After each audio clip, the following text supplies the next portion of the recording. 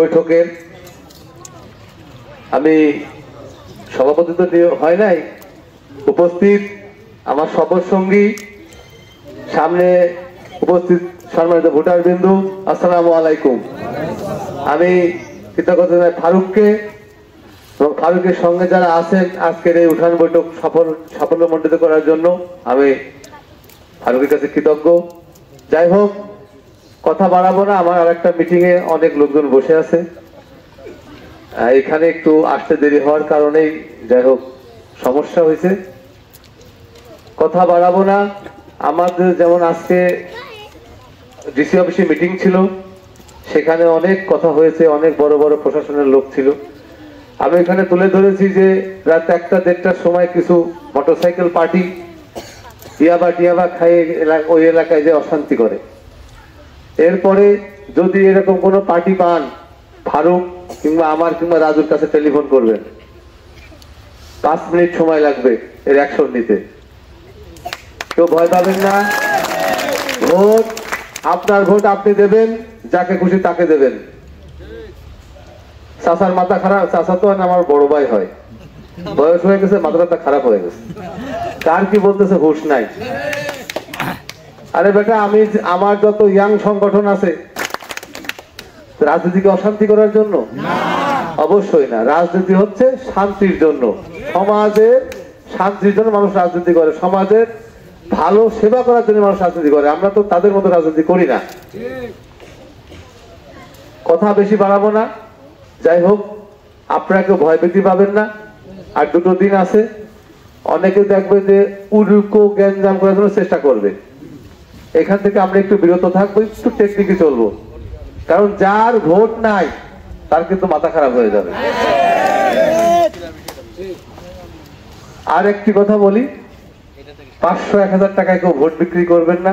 Vote আপনার আমানত। আমরা অনেকেই মনে করি একটা ভোট 500 টাকা 1000 টাকা নিয়ে যাই দিয়ে দেয়, কি হবে? কিন্তু মানুষের তো একটাই ভোট নাকি? এই একটা ভোটে কিন্তু আমি কিংবা আরেকজন উপজেলা চেয়ারম্যান হবে, সে হবে উপজেলার মাথা। আমি যখন আপনার কাছে টাকা দিয়ে ভোট কিনবো, তখন কি আমি আপনাকে দাম দেবো? ওই টাকা তো আমার একদিনকার বাজারে শেষ, অশান্তি তো 5 বছরের। অতএব একটু চিন্তা ভাবনা করে আপনারা ভোট দিবেন। যখন আপনার টাকা দেবো, দেখবেন যে ওই 5 বছরে 50 গুণ টাকা তুলে নেবো, আরো অশান্তিও বাড়বে। ভোট আপনার আমানত, আমাকে দিতে হবে আমি শুধু বলবো না। 3 জনের প্রার্থী খোকসার, কে শিক্ষিত কে স্বশিক্ষিত, কে ভালো কি মন্দ, সবাই এখন ডিজিটাল যুগ, টেলিফোন করলে জানা যায় যে শান্ত কেমন ছেলে, অমুক কেমন ছেলে। বুঝে শুনে ভোট দেবেন। আপনার বলে গেল যে যদি আপনি ভোট দেন, সেই ভোটে যে নির্বাচিত হবে সে যদি খারাপ কাজ করে, সে খারাপের ভাগই কিন্তু আপনার হতে হবে।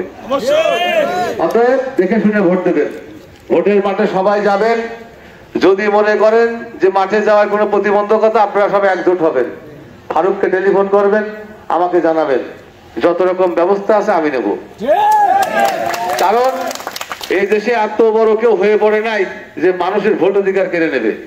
মুখে বলা যায়, কাজে অনেক দেরি। আপনারা সব মাঠে চলে যাবেন, সকাল সকাল গরমের সময় 8টার ভিতরে ভোট, 8টার ভিতরে মাঠে চলে যাবেন, যে আপনার পছন্দ মতো ভোট দেবেন। যদি মনে হয় আমার পছন্দ হয়েছে, আমাকে ভোট দেবেন। আমি যদি নির্বাচিত হই, ফারুক তো বলেই গেল ও আমার এলাকার জামাই, আমি কিন্তু এলাকার জামাই। 2 এলাকার জামাই মিলে ইনশাল্লাহ এই ইউনিয়নের লোক খারাপ থাকবে না। আমরা আজীবন আপনাদের সঙ্গে থাকবো। থাকবেন তো? কথা বাড়াবো না। ঘোড়া মার্কা প্রতীকে ভোট ভিক্ষাছে। আজকের মতো কথা এখানে শেষ করছি। আল্লাহ হাফেজ।